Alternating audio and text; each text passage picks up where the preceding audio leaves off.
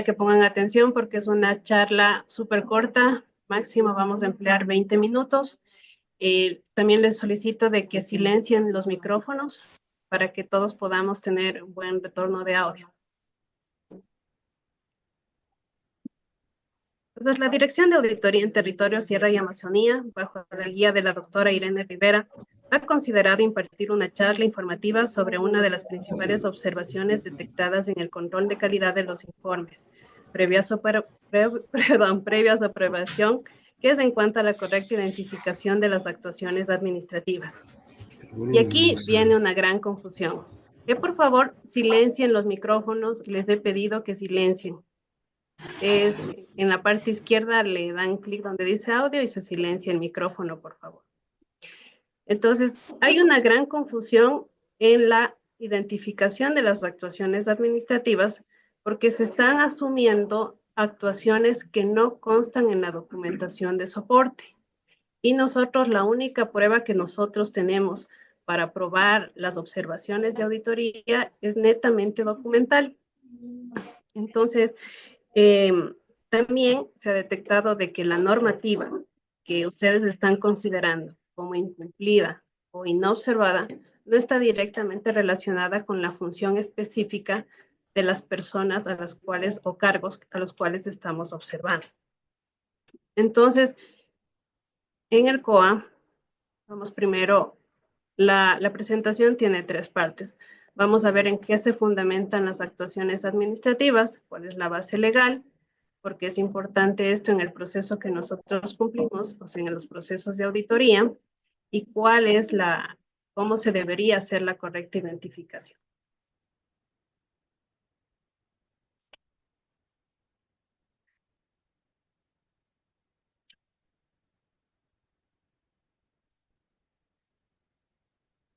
Entonces aquí tenemos,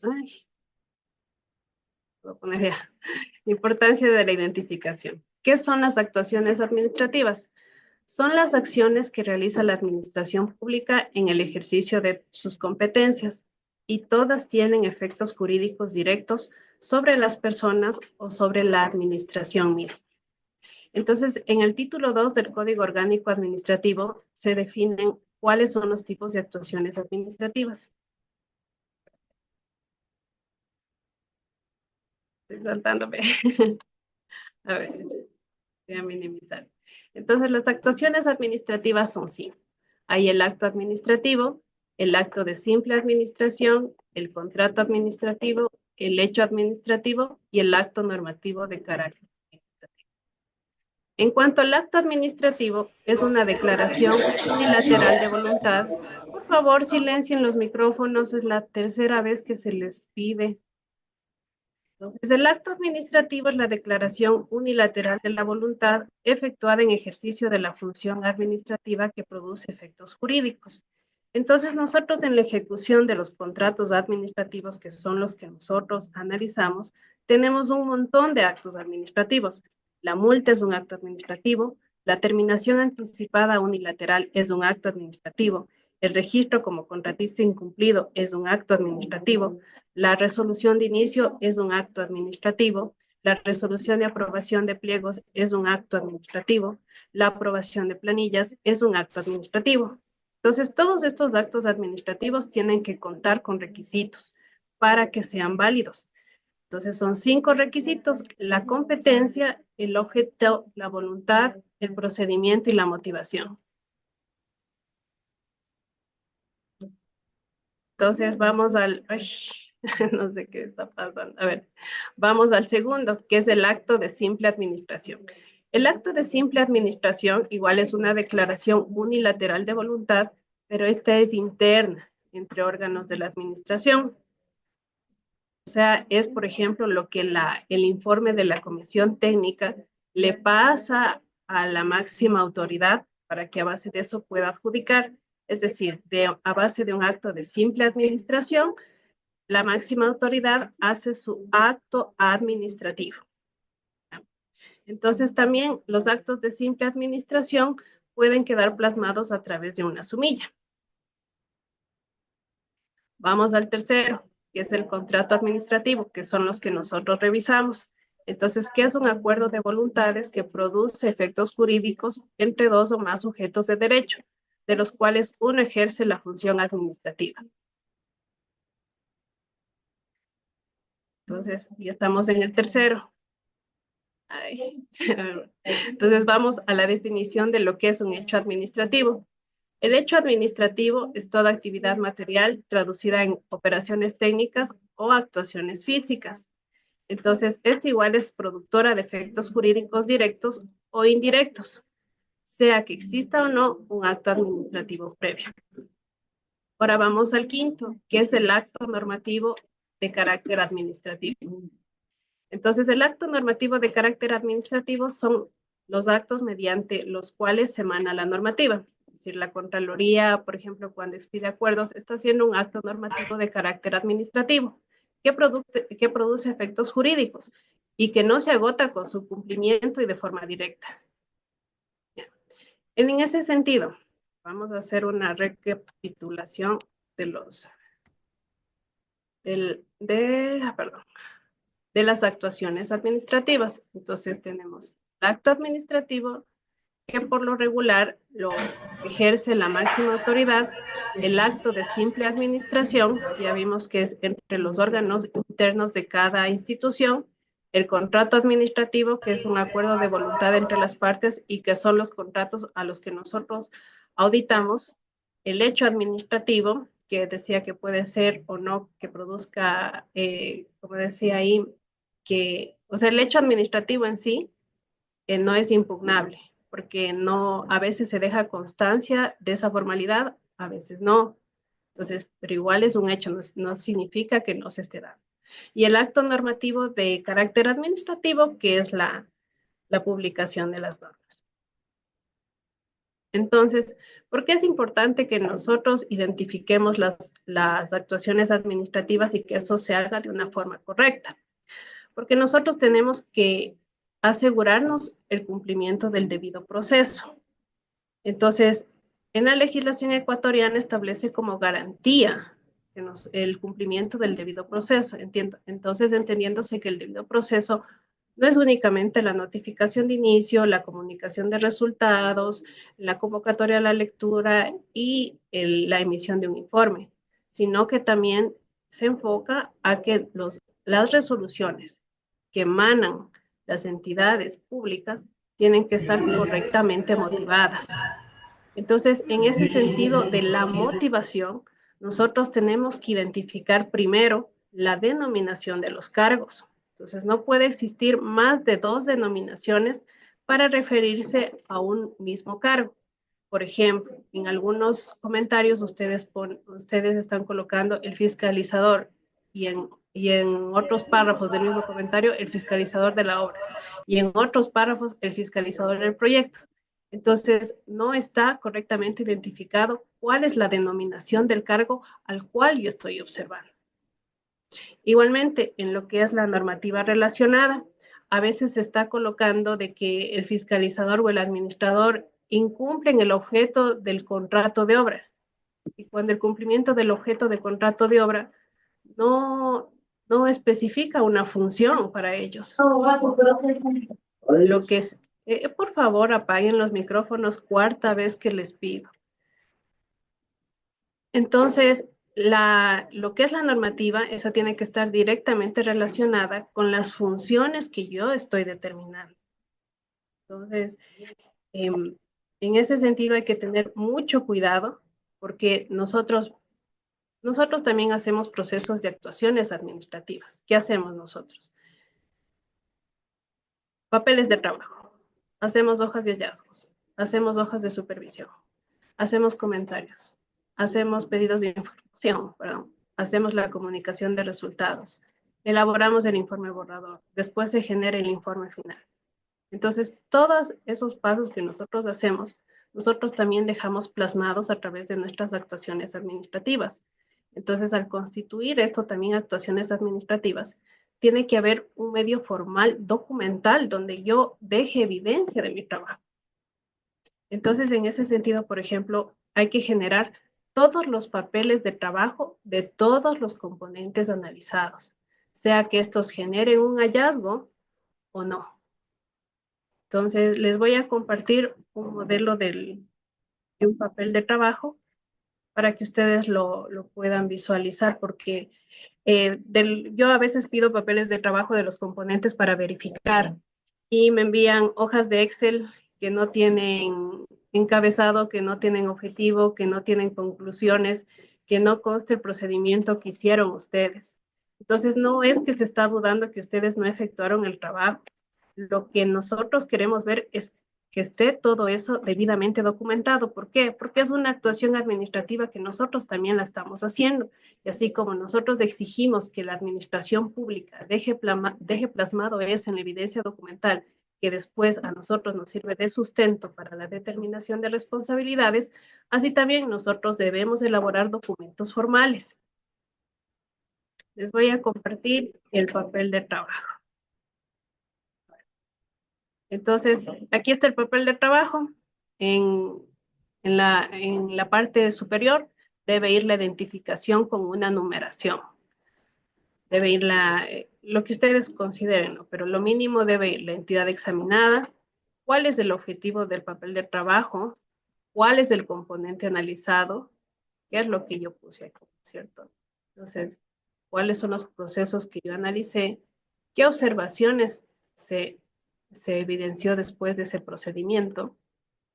Igual aquí pongo análisis de plazos, igual aquí qué observaciones que tengo yo, conclusiones, por quién fue elaborado y por quién fue revisado. ¿Ya? Eso en cuanto a los papeles de trabajo. Y de aquí vamos, regresémonos a la presentación. De aquí, a ver, ya. Entonces, papeles de trabajo. Esto siempre debemos tener esto mucho cuidado, ¿no? De generar todos los papeles de trabajo. Especialmente cuando se trata de temas de denuncias. Entonces, hay denuncias que tienen fundamento, hay otras que no las tienen, entonces de los cuales no se generan hallazgos, pero nosotros tenemos que dejar evidenciado eso en el papel de trabajo. Y de los componentes que nosotros analicemos y de los cuales no se generen hallazgos ni comentarios, la conclusión sería no existe observación. Pero todos los papeles deben tener una conclusión y un objetivo. Entonces, las actuaciones administrativas que se plasman en la documentación que nosotros revisamos determinan el verbo rector a emplearse en los hallazgos.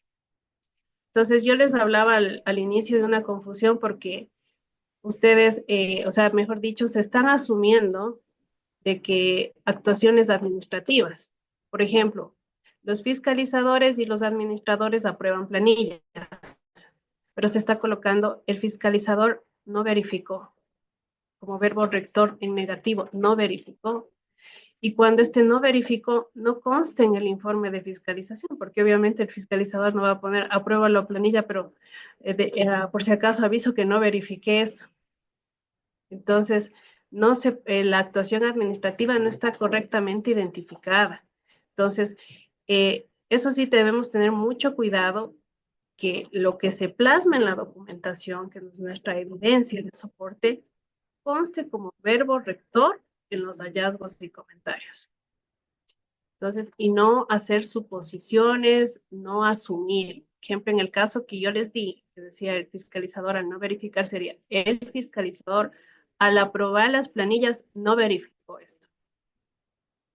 Pero la actuación administrativa tiene que ir de la mano con lo que está plasmado en la documentación. Entonces, vamos a ver la motivación de los comentarios. Entonces, la motivación de los comentarios, porque les digo que debe estar correctamente motivado los comentarios. Entonces, se deben identificar hechos, se debe describir objetivamente lo ocurrido, las actuaciones administrativas con la denominación de los cargos y el verbo rector. Citar la normativa aplicable, explicar qué disposiciones fueron inobservadas o incumplidas en relación con los cargos correspondientes. La normativa relacionada debe ser específica. Establecer la relación causa-efecto, demostrar cómo el incumplimiento afectó la gestión pública. y explicar la pertinencia de la norma, justificar por qué esa norma aplica en el caso concreto. Se les está exponiendo esto porque de la revisión que nosotros hacemos de calidad, hay muchos comentarios donde únicamente narrar los hechos. Narro, aprobó cómo se llevó ese proceso, pero en realidad no hay esta relación causa-efecto. Entonces, la relación causa-efecto es el criterio que yo tengo como auditor para establecer lo que debió ser. Entonces, salí de la presentación sin que... A ver. Entonces, regresando a la regresando a la importancia de la identificación de las actuaciones administrativas, vamos también a los atributos de los hallazgos.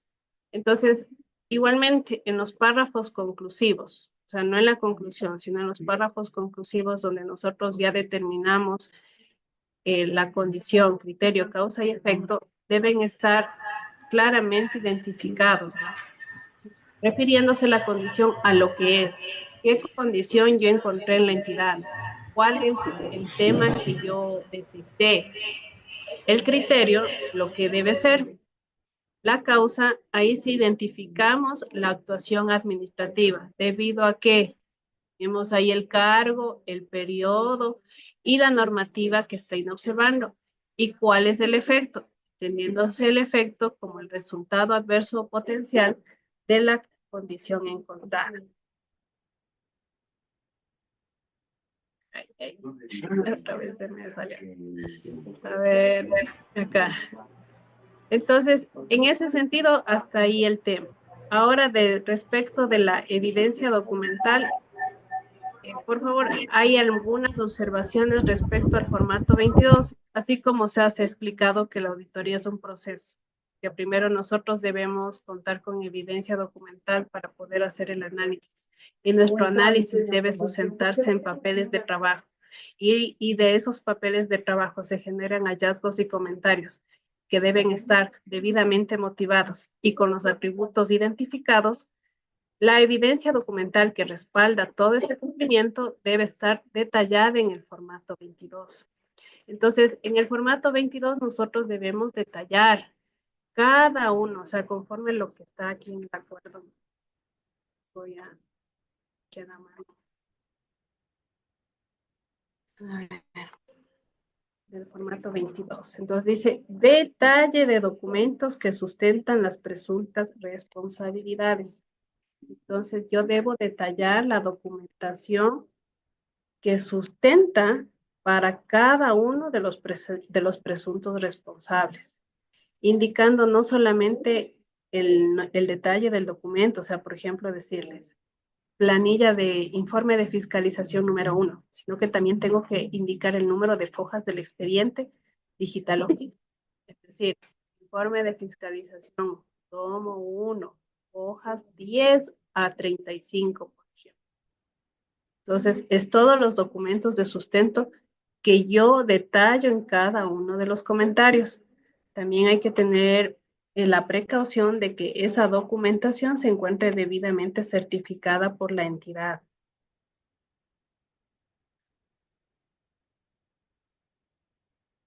Entonces, nosotros, en conclusión, nosotros debemos asegurar de cumplir con el derecho al debido proceso que tienen todas las personas en el cumplimiento de las labores de auditoría. Entonces, todo lo que nosotros hacemos, porque ya cuando se emite el informe, pasa aquí a las otras instancias e emiten resoluciones. Esas resoluciones deben estar motivadas. ¿Para qué? Para que sean válidas, porque o si no, ¿qué dice aquí? Los actos administrativos, resoluciones o fallos que no se encuentren debidamente motivados se considerarán nulos. Entonces, en ese sentido, les voy a compartir una sentencia de la Corte Nacional de Justicia. Sí, el informe no es una resolución. Del informe nacen las resoluciones. En un momento dije que el informe es una resolución. que me están poniendo ahí en el chat. A ver, entonces voy a compartir una sentencia del contencioso administrativo. Entonces, en el contencioso administrativo, bueno, esta es la, veamos cuál es. Es la resolución 61/2013. Entonces aquí dice que acepta la demanda, están las funciones, bueno, de la Contraloría, a ver, busquemos, de acuerdo, porque ya tenía identificado, pero ya. Entonces aquí, por ejemplo, dice, la glosa carece de motivación al no haberse adecuado la norma a los antecedentes de hecho dentro del caso en concreto, tal como le exige la norma constitucional referida en el texto similar, en el cual se mantiene la actual Constitución en el artículo 76, que ya lo nombramos, que dice, las resoluciones de los poderes públicos deberán ser motivadas. No habrá motivación si en la resolución no se enuncian las normas o principios jurídicos en que se funda y no se explica la pertinencia de su aplicación a los antecedentes de hecho. Entonces aquí le están determinando una responsabilidad solidaria a los directores ejecutivos de la unidad coordinadora de los programas de educación. Entonces aquí dice, en los periodos, dice, o sea, en el informe, en los periodos de la subsecuente actuación de cada uno de ellos, ninguno adoptó acciones a fin de evitar que se origine perjuicio a la entidad, ni se preocuparon de exigir la liquidación de los valores transferidos en calidad de fondos rotativos a las redes escolares. Por ello es que existe la solidaridad. Sin embargo, de la interpretación que hacen aquí, ¿qué dice? No se puede establecer responsabilidad solidaria entre quienes no participaron como coautores del mismo hecho o de la misma inacción. No es posible que se pueda heredar responsabilidad del antiguo director ejecutivo al nuevo director, por lo que el ente de control, que sí es nuestra parte, debió especificar la forma como cada uno de ellos actuó o dejó de actuar al momento del desempeño de su cargo y, de ser el caso, el monto que le correspondió fiscalizar, pues de lo contrario, en el supuesto caso, el primero de los nombrados no pudo haber ejercido el cargo por un corto periodo de tiempo. Debe responder por todo lo actuado durante el tiempo. Es decir, su responsabilidad no estaría sujeta a las acciones u omisiones, sino a las de terceros. Es que le dice, no está correctamente motivado, ¿no? Entonces aquí falla en contra de la Contraloría. Entonces, a ver, en ese sentido, otro tema que me esté saltando.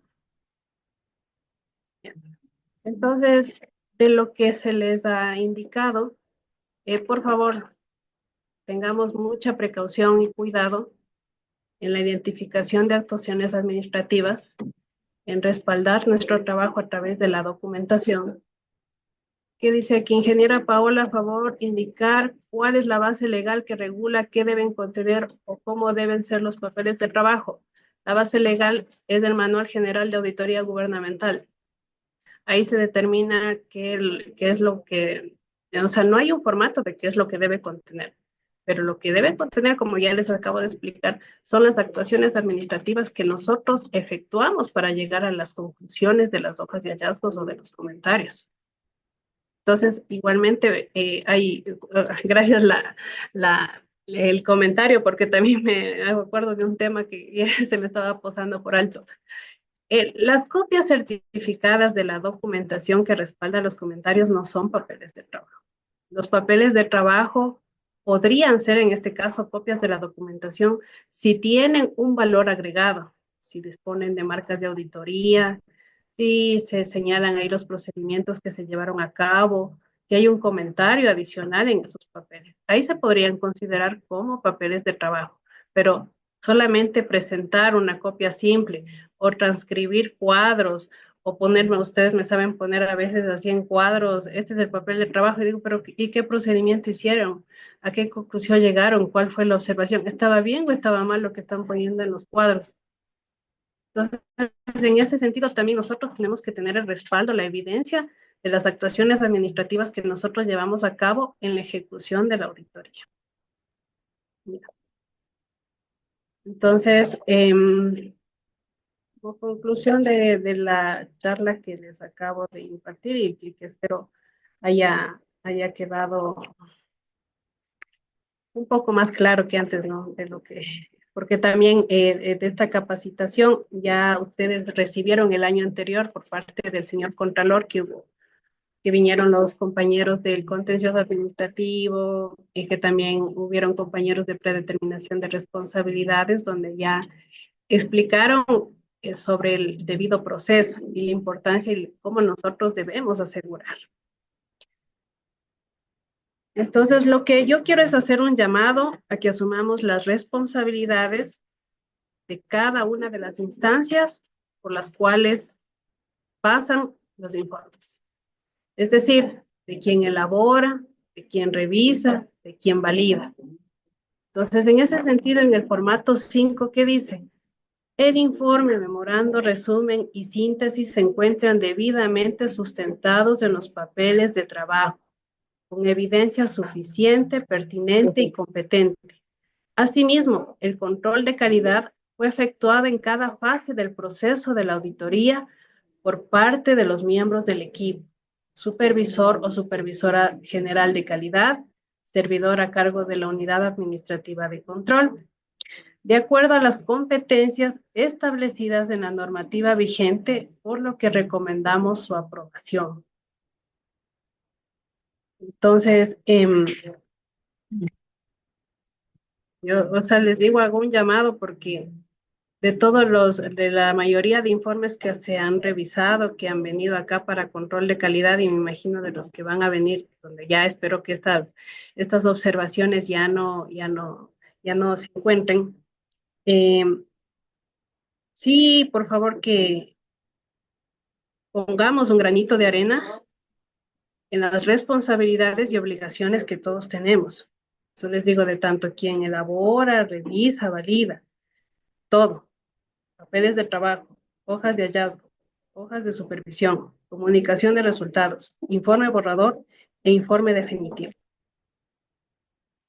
Entonces, con esto nos aseguramos que todo funcione y que todo funcione y esté respaldado para que, como les leí ahí en la sentencia, hay muchas más sentencias que ustedes pueden consultar en el contencioso administrativo, donde se ha fallado en contra de la Contraloría y que se ha establecido que los actos o sea, que por la falta de motivación, las actuaciones que nosotros hemos hecho y que se han emitido a través de resoluciones, o sea, ya cuando el informe ya fue aprobado y las resoluciones de aquí fueran emitidas por parte de la Contraloría, se han declarado en nulidad.